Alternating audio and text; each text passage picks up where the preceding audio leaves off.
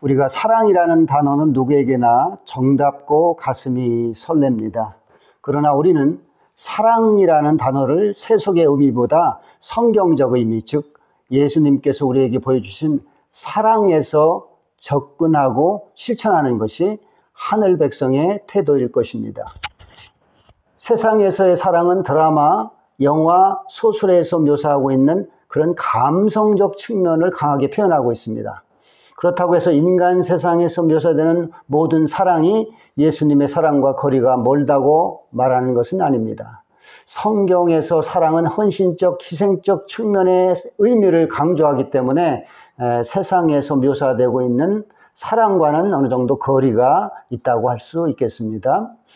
성경에서 사랑은 용서에서 출발하죠. 즉 용서가 사랑의 증거라는 것입니다. 용서는 단지 사랑의 한 증거만 되는 것이 아니라 천국 백성으로 연결되는 구원과도 매우 밀접한 관계가 있다는 것입니다. 용서 없이는 성령과 소통하기 어렵고 예수님의 성품을 닮을 수도 없죠. 그리고 예수님께서는 제자들에게 사랑의 의미는 단지 마음에서만 머무르는 것이 아니라 예수님의 말씀을 실천하는 것이라고 말씀하셨습니다. 이런 관점에서 용서도 실천하는 것에서 그 의미가 더욱 분명해진다고 볼 수 있습니다. 여러분과 저는 이 시간 용서를 깊이 새기고 실천할 수 있는 용기를 담는 시간이 되시길 축원합니다. 오늘의 말씀은 누가복음 17장 1절에서 4절까지입니다. 제가 봉독해 드리겠습니다. 예수께서 제자들에게 이르시되 실족하게 하는 것이 없을 수는 없으나 그렇게 하는 자에게는 화로다. 그가 이 작은 자 중에 하나를 실족하게 할진대 차라리 연자 맷돌이 그 목에 매여 바다에 던져지는 것이 나으리라. 너희가 스스로 조심하라. 만일 내 형제가 죄를 범하거든 경고하고 회개하거든 용서하라. 만일 하루에 7번이라도 내게 죄를 짓고 7번 내게 돌아와 내가 회개하노라 하거든 너는 용서하라 하시더라. 아멘. 여러분 중에 혹시 몸이 많이 아프시거나 일이 잘 풀리지 않는 분이 계시면 이 동영상을 반복해서 여러 번 들어보시기를 권합니다. 용서라고 하는 것이 이렇게 우리의 몸을 회복시키고 어떤 문제를 이렇게 푸는데 매우 유용한 그러한 단어라고 할 수가 있겠죠. 본문의 말씀은 예수님께서 제자들에게 살다 보면 자신이 알든지 모르든지 형제가 죄를 범하게 하는 일이 있을 수는 있지만 형제에게 죄를 범하게 하는 자는 화를 당하기 때문에 그렇게 되지 않도록 조심하라고 당부하시는 말씀이죠. 작은 어린아이 하나라도 죄짓게 한 사람은 차라리 연자 맷돌을 목에 걸고 바다에 수장되는 것이 더 낫다는 것입니다. 그 이유는요. 연약하고 상처 입기 쉬운 자를 실족하게 하는 죄가 연자 맷돌을 목에 걸고 바다에 수장되는 죄보다 더 크기 때문이라는 것이죠. 그리고 예수님께서는 형제가 나에게 죄를 범하면 그 죄에 대하여 꾸짖고 그가 그것에 대해 회개하면 용서하라고 말씀하셨습니다. 몇 번 용서하느냐의 문제에서는 나에게 죄를 7번 범한 자가 7번 돌아와서 회개한다면 용서하라고 말씀하셨습니다. 영어 성경 NIV에서는 이 의미를 이렇게 설명하고 있습니다. 용서는 해도 되고 안 해도 되는 것이 아니라 그러니까 회개를 한다면 반드시 용서해야만 하는 의무가 있다는 그런 의미로 이 must라는 조동사를 써서 must forgive라고 하는 이 영어로 이렇게 번역을 하고 있다는 것입니다. 그리고 용서에 대한 예수님의 교훈은 예수님의 후기 사역 중에 예루살렘을 향한 최후의 순회 여행을 떠나기 직전에 일어난 일이죠. 형제를 우리가 실족하게 한다는 것은 형제를 시험에 빠뜨리거나 거짓교리 또는 가르침 등으로 잘못된 믿음으로 이끄는 것을 말하는 것이죠. 실족하게 하는 것이 없을 수 없으나라는 말은 세상에는 죄를 짓게 하는 것들이 많이 있기 때문에 조금도 죄를 짓지 않을 수는 없다고 이렇게 인정하시는 말씀입니다. 그렇다고 해서 어느 정도 죄를 지어도 무방하다는 그런 말씀은 아니죠. 세상에는 죄가 많이 있기 때문에 형제들이 서로 죄를 범하지 않도록 조심하라는 것입니다. 이것은 그리스도인들이 이러한 경각심을 가지고 살아야 한다는 점을 예수님께서 강조하신 것입니다. 작은 자를 실족하게 하는 것은 연자맷돌을 바다에 수장되는 것 죄보다 더 크다는 점에서 우리가 이제 소외된 이웃이나 믿음이 연약한 자를 실족하지 않게 하도록 조심하라는 것입니다. 더 나아가서 실족하게 하는 자나 실족을 당하는 자가 서로 조심하여 실족의 문제가 생기지 않도록 조심하라는 것입니다. 실제로 사람들은 자기 잘못보다 남의 잘못을 탓하기가 쉽죠. 그래서 우리는 남보다 자신을 늘 돌아보고 조심하는 것이 필요하죠. 예수님께서는 형제의 잘못을 그냥 넘기기보다는 책망과 용서가 있어야 함을 말씀하셨습니다. 즉 잘못한 형제가 자신의 죄에 대해 무엇이 잘못한 것인지를 깨닫고 회개해야 용서하라는 조건적 용서를 제시하신 것입니다. 여기서 경고한다, 경고라는 말 있죠. 경고하고라는 말 있잖아요. 경고한다라고 하는 것은 영어로 어떻게 표현하고 있느냐면 NIV에서는 rebuke라고 해서 꾸짖다라는 말로 번역하고 있습니다. 그것은 잘못한 형제에게 무엇이 문제인가를 깨닫게 책망하라는 것입니다. 비난이 아닌 깨닫도록 꾸짖는다는 것이죠. 그래서 무조건적인 용서가 아니라 무엇이 잘못되었는지를 받아들이고 그것을 하나님께 회개하는 조건이 되면 용서하라는 것입니다. 믿음의 공동체 안에서는 잘못을 서로 솔직하게 나누는 것이 마땅한 일이기 때문에 그렇죠.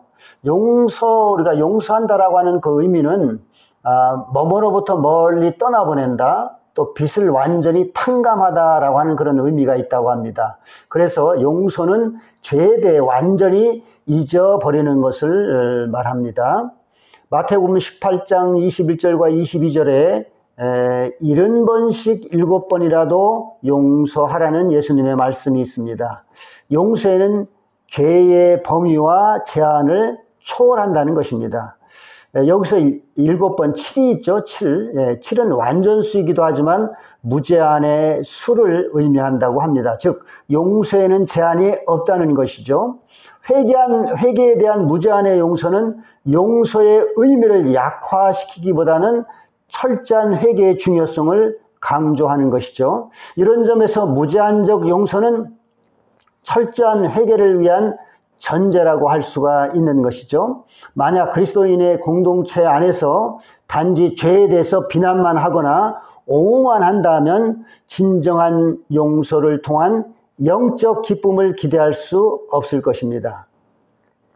죄에 대한 경고와 회개와 용서를 통해 예수님을 닮아가는 영적 기쁨과 사랑을 얻을 수 있을 것입니다. 그래서 죄에 대한 용서는 단순한 그냥 용서가 아니라 회개라고 하는 것이 그게 목적이라고 하는 것입니다. 마태복음 6장 14절과 15절에 이런 말씀이 있습니다. 너희가 사람의 잘못을 용서하면 너희 하늘아버지께서도 너희 잘못을 용서하시려니와 너희가 사람의 잘못을 용서하지 아니하면 너희 하나님께서도 너희 잘못을 용서하지 아니하리라 라는 예수님의 말씀을 보면 경고와 회개가 없는 무조건적 용서를 말씀하고 계십니다. 골로새서 3장 13절에도 누구에게 불만이 있어도 서로 용납하되 주께서 너희를 용서하신 것 같이 하라고 기록되어 있죠.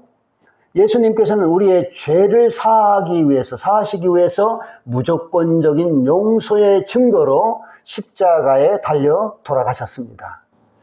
또 에베소서 4장 31절과 32절을 보면 악의한 것을 버리고 서로 친절하게 하고 불쌍히 여기며 서로 용납하기를 하나님이 그리스도 안에서 너희를 용서하심과 같이 하라고 기록하고 있습니다. 그럼 조건적 용서를 해야 하나요? 아니면 무조건적인 용서를 해야 할까요? 앞에서 살펴본 바와 같이 예수님께서는 두 가지 조건을 다 제시하고 있습니다.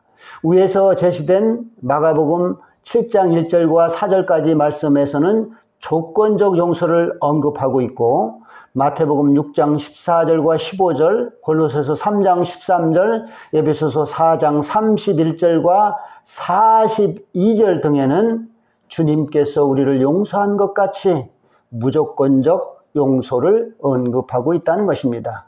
물론 만약 피해자가 무조건 가해자를 용서한다면 조건적 용서는 필요하지 않죠.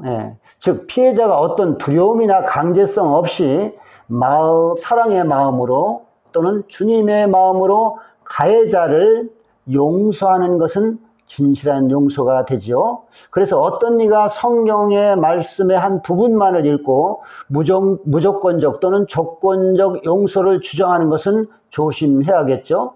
조건적 용서는 가해자의 교육적 측면과 피해자를 존중하는 측면을 강조하고 있습니다. 이런 점에서 피해자가 가해자에게 조건적 용서를 제시하는 것은 무리가 아니라고 봅니다. 반면에 무조건적 용서는 피해자가 주님과 같은 사랑으로 용서하는 것이라고 할 수 있겠죠. 용서는 피해자의 측면에서 행하는 태도에 따라 조건적 용서와 무조건적 용서로 나누어질 수 있습니다. 성경적 측면에서 볼 때 용서하는 방식에 대해서 누가 이것이 옳고 저것은 그러다라고 주장하기가 어렵다는 것입니다. 다만 주님께서 말씀하신 대로 우리는 조건적이든 무조건적이든 서로 용서하는 것이 필요하다는 것입니다. 그것은 주님의 명령이고 구원과도 연결되는 문제이기 때문에 그렇습니다.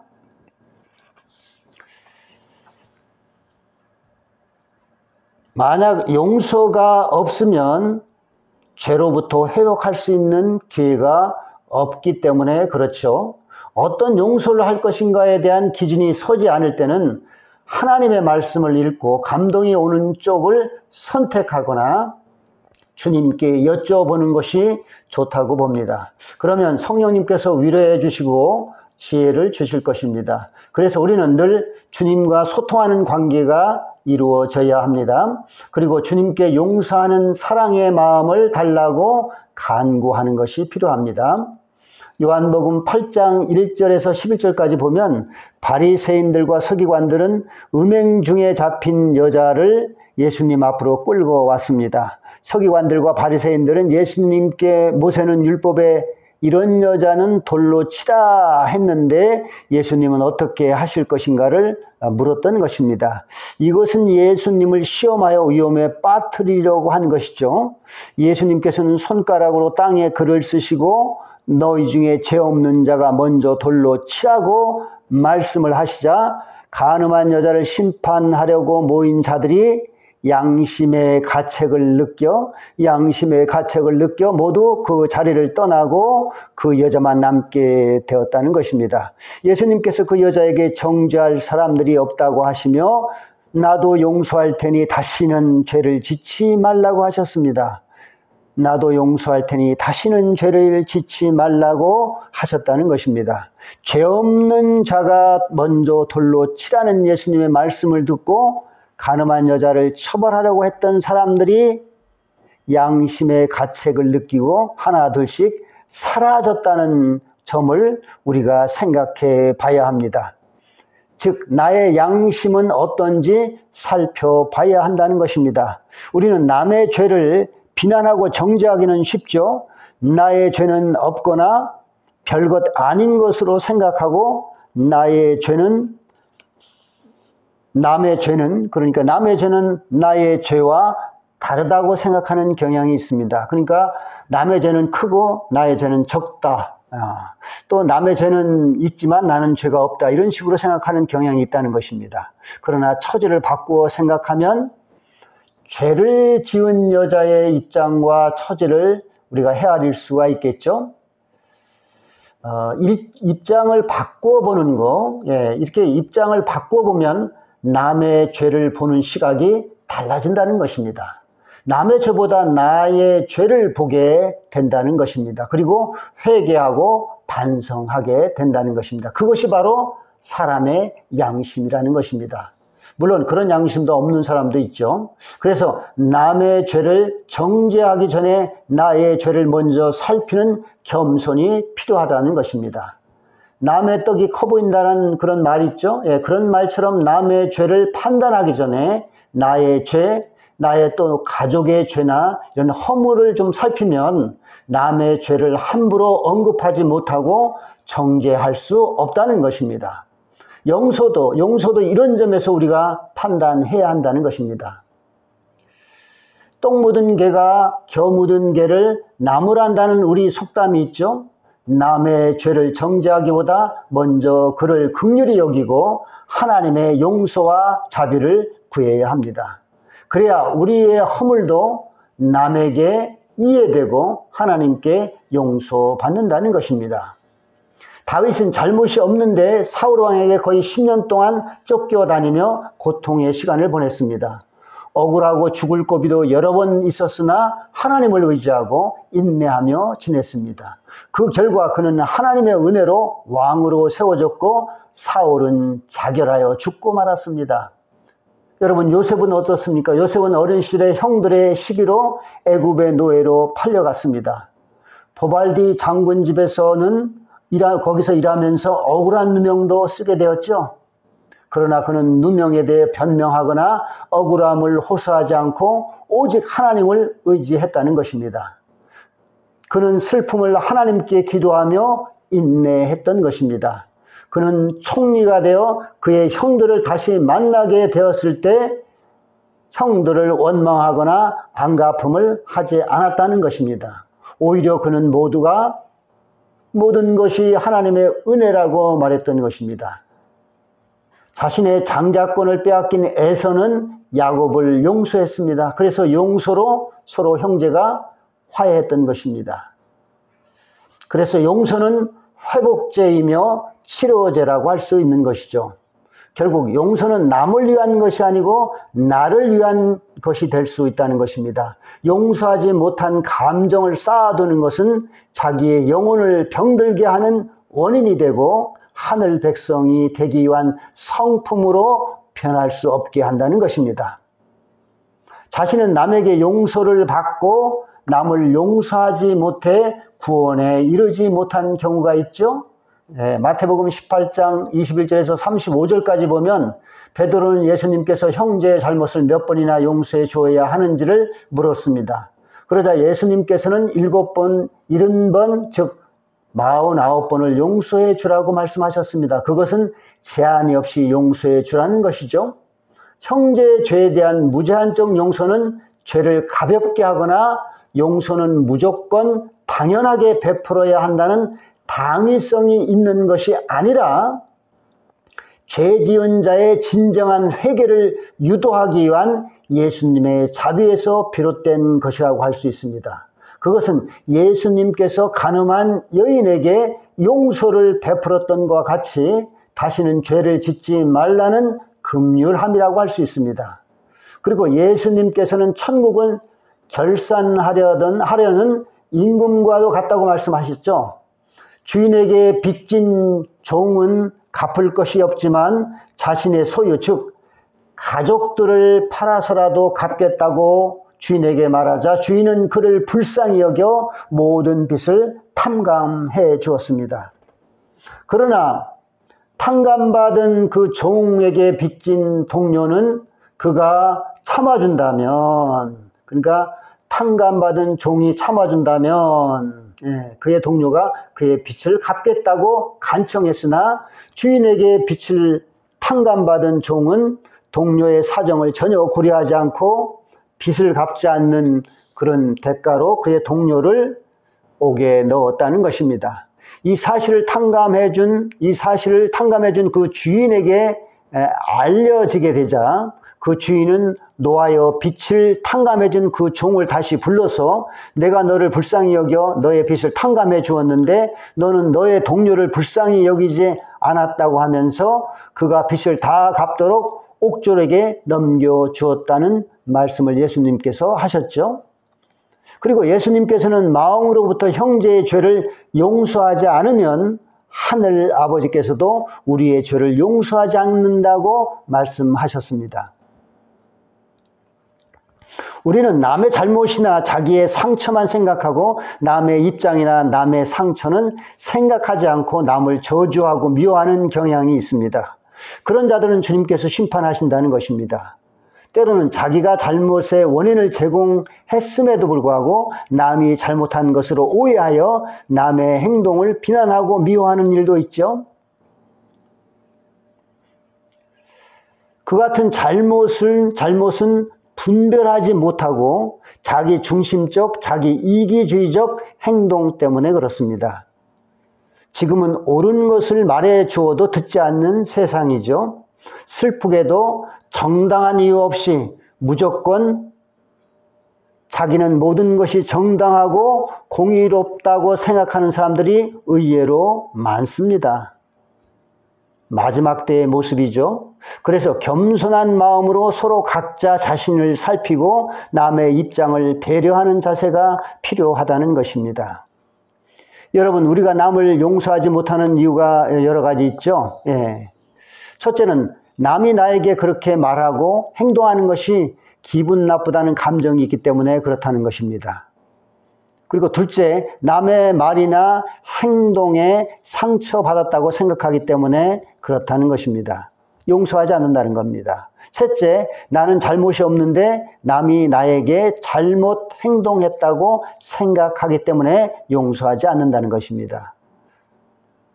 그 다음에 네 번째, 가해자 자신이 잘못에 대해 전혀 잘못을 인정하거나 책임을 지는 것을 거부하기 때문에 그를 용서하지 않는다라고 하는 것입니다. 그러나 이러한 것들은 사실인 측면도 있지만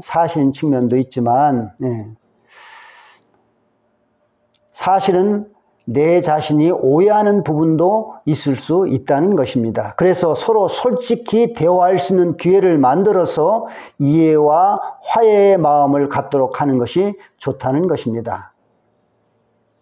우리 속담에 비가 온 뒤에 땅이 굳는다는 말이 있죠. 이 말처럼 그렇게 하면, 화해하면 서로를 더 신뢰하고 존중하는 마음을 가질 수 있다는 것입니다. 그러나 우리는 남의 잘못을 반드시 용서해야 한다는 중요한 그런 과제가 있습니다. 왜 그럴까요? 첫째, 예수님께서 용서하라고 명령하셨기 때문입니다. 누가복음 23장 24절에 예수님께서는 죄가 없으심에도 불구하고 우리의 죄를 사하시기 위해서 십자가에 달려 돌아가시면서도 우리의 죄를 사해달라고 하나님께 기도하셨기 때문입니다. 우리는 용서에 대해서 예수님께 빚진 자들입니다. 둘째, 죄를 용서받기 때문에 그렇습니다.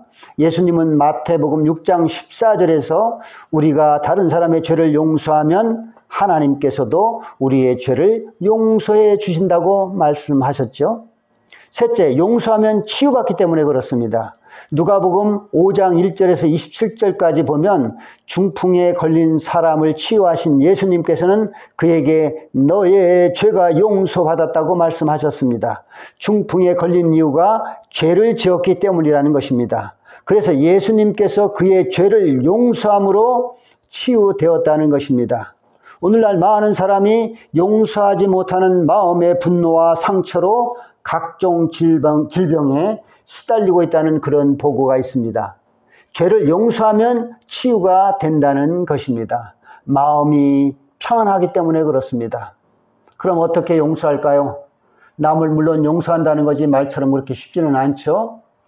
인간은 나약하고 자기 중심적이고 자기 존중하는 면이 강하기 때문에 그렇습니다. 그래서 남을 용서하려면 첫째, 마음으로 용서하겠다는 결심을 가져야 합니다.